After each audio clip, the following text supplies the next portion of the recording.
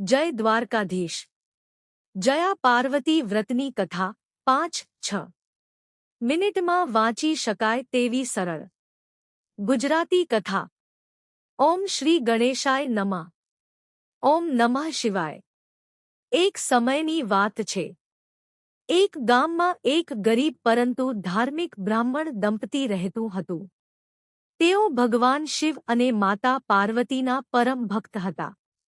તેમનું જીવન ભક્તિમાં પસાર થતું હતું, પરંતુ તેમને સંતાનનું સુખ મળતું ન હતું। આ દુઃખને કારણે તેઓ હંમેશા ભગવાનને પ્રાર્થના કરતા। એક દિવસ તેઓ જંગલમાં ભગવાન શિવના દર્શન કરવા નીકળ્યા। લાંબા સમય સુધી ચાલ્યા પછી તેઓ એક જૂના અને તૂટેલા શિવમંદિર સુધી પહોંચ્યા। ત્યાં ભગવાન શિવનું શિવલિંગ હતું।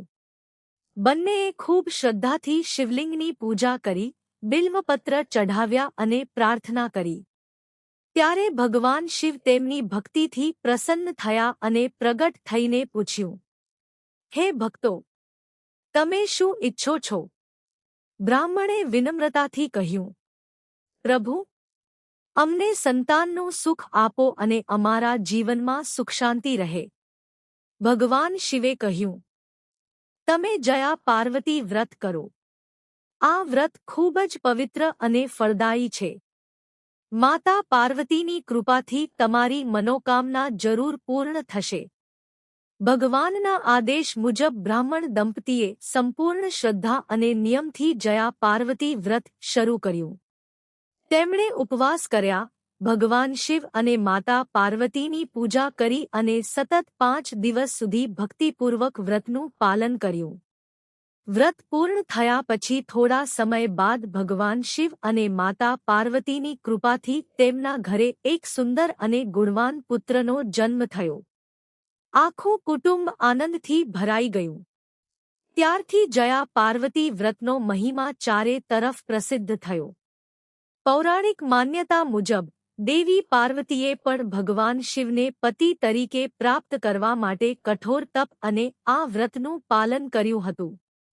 તેમની અખંડ ભક્તિ અને તપસ્યાથી ભગવાન શિવ પ્રસન્ન થયા અને તેમને પત્ની તરીકે સ્વીકાર્યા। તેથી આ વ્રત સૌભાગ્ય, સુખી દાંપત્ય જીવન અને મનગમતા જીવનસાથીની પ્રાપ્તિ માટે અત્યંત શુભ માનવામાં આવે છે।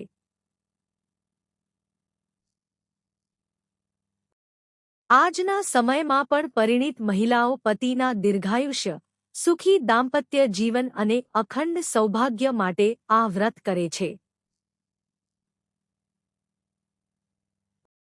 જ્યારે અવિવાહિત યુવતીઓ સારા અને આદર્શ જીવનસાથીની પ્રાપ્તિ માટે આ વ્રત શ્રદ્ધાપૂર્વક કરે છે।